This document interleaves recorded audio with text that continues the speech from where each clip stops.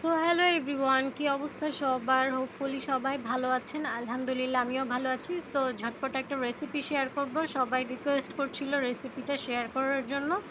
তো এখানে মূল ইনগ্রিডিয়েন্ট হচ্ছে গিয়ে গরুর মাংসটা। এটা হচ্ছে লবণ হলুদ দিয়ে সেদ্ধ করে নিতে হবে ভালো মতো। তারপর হচ্ছে গিয়ে পাটায় ছেঁচে এরকম করে ঝুরো ঝুরো করতে হবে। তারপরে যে এখানে হচ্ছে গিয়ে বাকি ইনগ্রিডিয়েন্টগুলো দিয়ে দিব।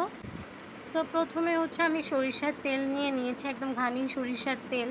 তারপর হচ্ছে গিয়ে এখানে পেঁয়াজ আর রসুন আমি আগে থেকে কুচি করে রেখেছিলাম, সেগুলো হচ্ছে দিয়ে দিব।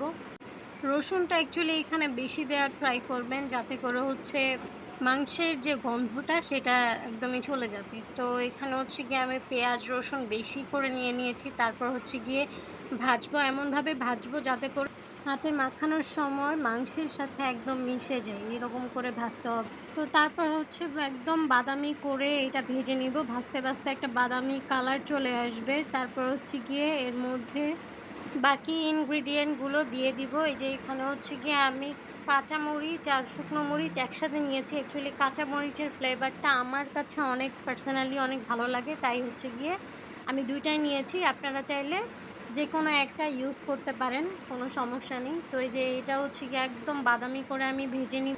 অ্যাকচুয়ালি ভর্তায় যদি ঝাল না খাওয়া যায় তাহলে অ্যাকচুয়ালি ভর্তার স্বাদই বোঝা যায় না। তো এই যে বাদামি করে ভেজে নেওয়ার পরে হচ্ছে গিয়ে আমি উঠিয়ে নিয়েছি। তারপর হচ্ছে গিয়ে এটা লবণ আর হচ্ছে ধনেপাতা দিয়ে একদম ভালোভাবে মেখে নিব।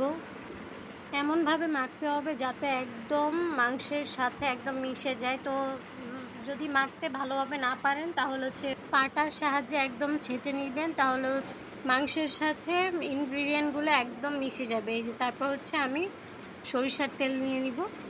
তেল নিয়ে নেওয়ার পর তারপর আবার ভালোভাবে মাখবো। সো এই তো আমার ভর্তা রেডি।